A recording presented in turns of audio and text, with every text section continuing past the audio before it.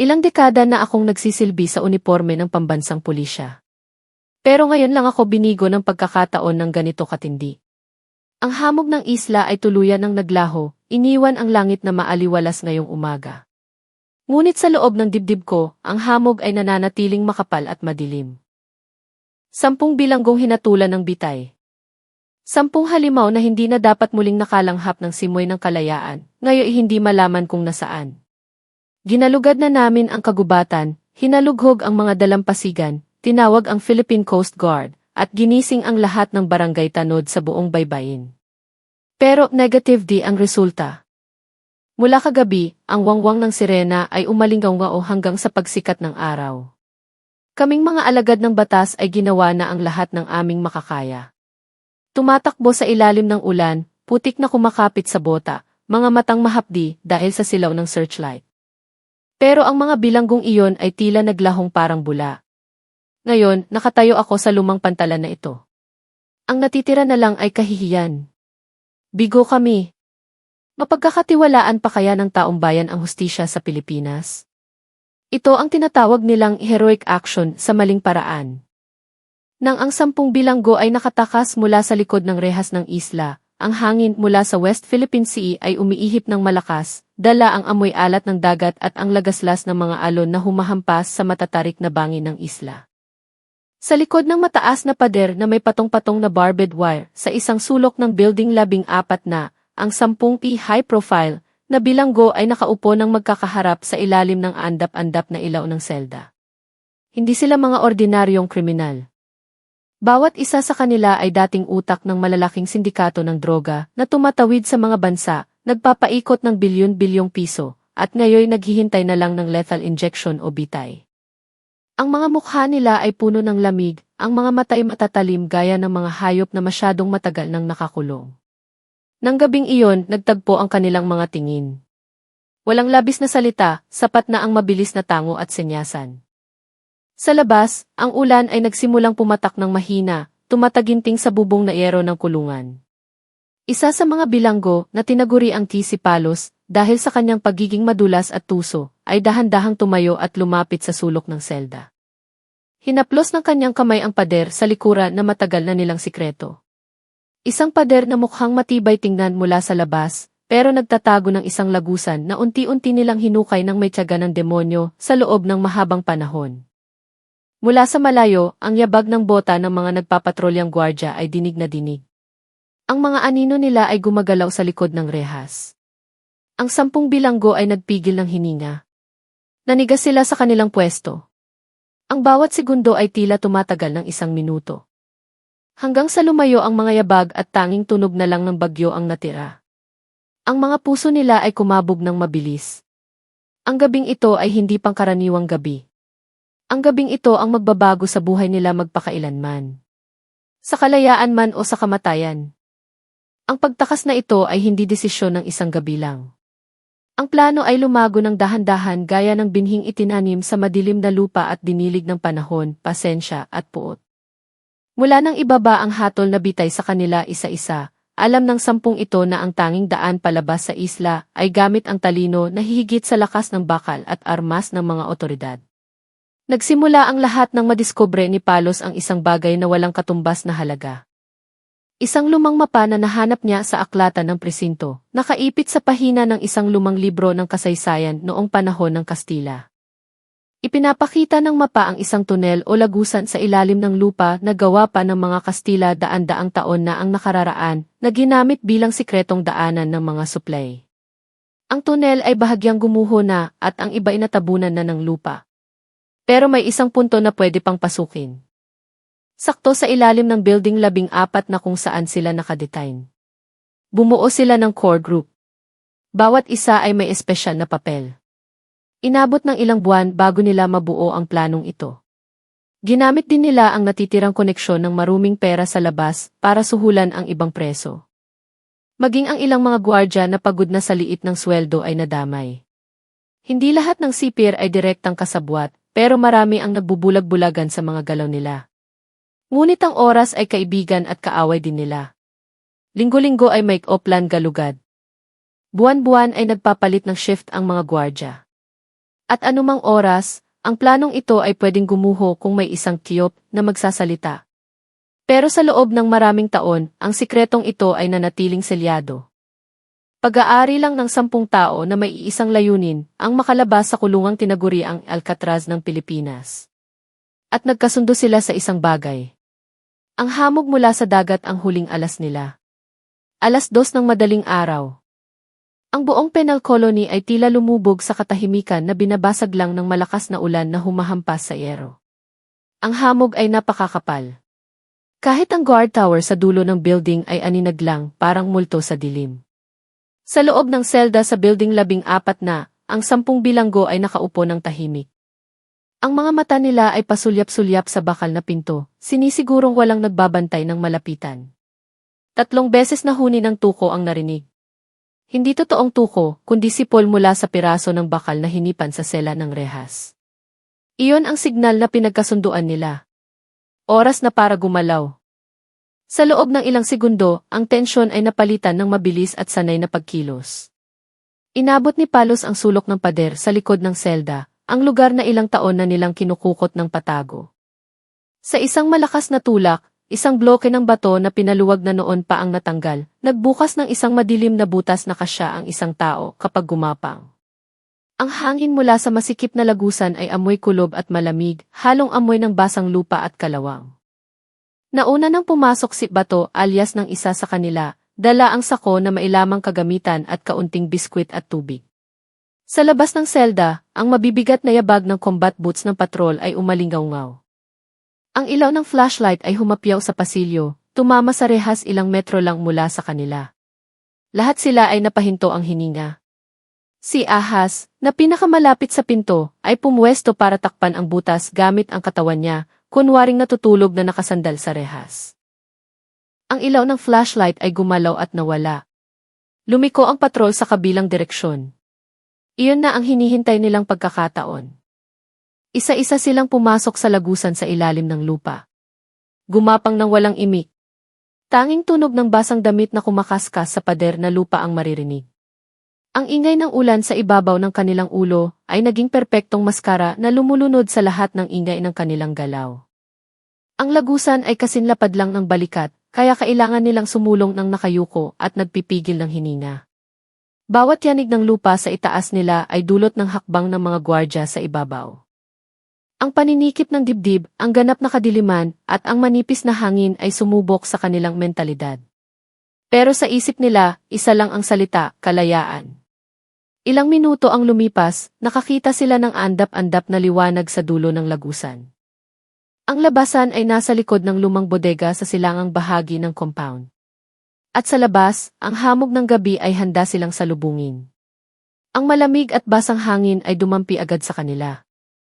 Nang unang lumabas ang ulo ni Bato sa dulo ng lagusan, gumapang siya palabas ng dahan-dahan, sinisigurong walang spotlight o yabag sa paligid. Tanging makapal na puting hamog na gumugulong na parang alon ang lumalamon sa buong isla ng tahimik. Isa-isang nagsilabasan ang mga bilanggo. Ang mga katawan nila ay basang-basa ng putik mula sa lagusan at ng ulan na ambon na lang ngayon.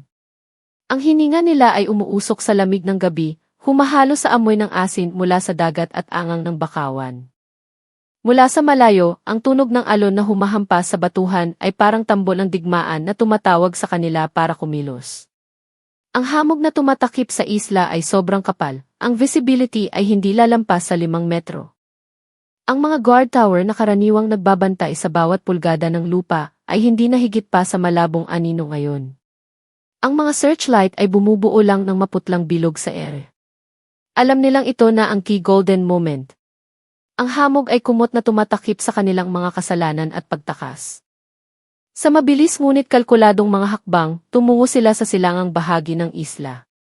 Kung saan ang kagubatan ng bakawan, mangroves, ay nagsisilbing natural na bakod. Isa sa 10 bilanggo, nakabisado pala ang rota ng patrol, ang nanguna sa grupo. Ang mga paa nila ay bumaon sa maputik na lupa, nag-iiwan ng bakas na agad ding tinatakpan ng tubig ulan. Bawat linetek na sangang nababali o tunog ng talsik ng putik ay nagpapatulis ng kanilang mga mata. Ang mga tainga nila ay parang radar na naghahanap ng panganib. Paminsan-minsan, ang ilaw ng searchlight ay tumatago sa hamog mula sa malayo. Kapag ang ilaw ay umiikot sa direksyon nila, sabay-sabay silang yumuyuko, dumadapa sa lupa at naninigas. Tanging tibok ng puso ang naririnig nila sa kanilang mga tainga. Pagkalipas ng ilaw, muli silang gumagalaw. Pagdating sa gilid ng bakawan, ang mga hininga nila ay nagsisimula ng bumigat. Pero dito, mas makapal ang hamog at mas malakas ang ugong ng dagat. Mula sa likod ng hamog, malabong naaninag ang siluweta ng isang maliit na bangkang kahoy na inihanda nila noon pa. Ang bangka ay nakatali sa malaking ugat ng bakawan, tago sa paningininuman. Walang ingay nilang itinulak ang bangka sa tubig at sa isang iglap, nilamon sila ng buo ng hamog ng dagat. 4:00 ng madaling araw. Nagsimula ang gulo sa isang maliit na bagay. Isang gwardya sa night shift na nagpapatrolya ang nakapansin na ang pinto ng selda sa building 14 na ay bahagyang nakabukas. Akala niya ay kapabayaan lang ito ng kasama niya. Pero nang pumasok siya, nanigas ang dibdib niya. Walang tao sa selda. Magulo ang mga higaan. Ang mga kadena sa paa ay wala na, at ang hangin sa loob ay iba ang timpla, parang may simoy na nanggagaling sa pader sa likuran. Dahil sa panik, agad na hinipan ng gwardya ang kanyang pito. Sa loob ng ilang segundo, ang buong bilangguan ay nagising sa tunog ng mahabang sirena na umaalulong na parang babala ng gyera. Ang mga searchlight sa tower ay umiikot ng ligaw, tinatahak ang mga pader at ang quadrangle ng bilangguan. Dose-dose ng mga opisyal ang nagtakbuhan, ang iba'y may bitbit na long firearms, ang iba'y may dalang malalakas na flashlight at mga asong iisyam. Ang hepe ng seguridad, isang veteranong opisyal na may matigas na mukha na si Police Superintendent Mendoza, ay dumating sa building 14 na namumutla. Nang makita ang bakanting selda, napamura siya ng malutong. Isara lahat ng labasan. I lock down ang pantalan. Gisingin ang lahat ng standby unit. Huwag ninyong hayaang may makalabas sa islang ito. Samantala, ang Internal Investigation Team ay agad sinuri ang pader sa likod. Nadiskubre nila ang butas na kagamit-gamit lang. Basa pa ang lupa.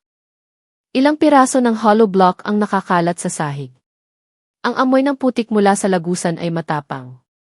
Dito sila dumaan, sir, bulong ng isang opisyal.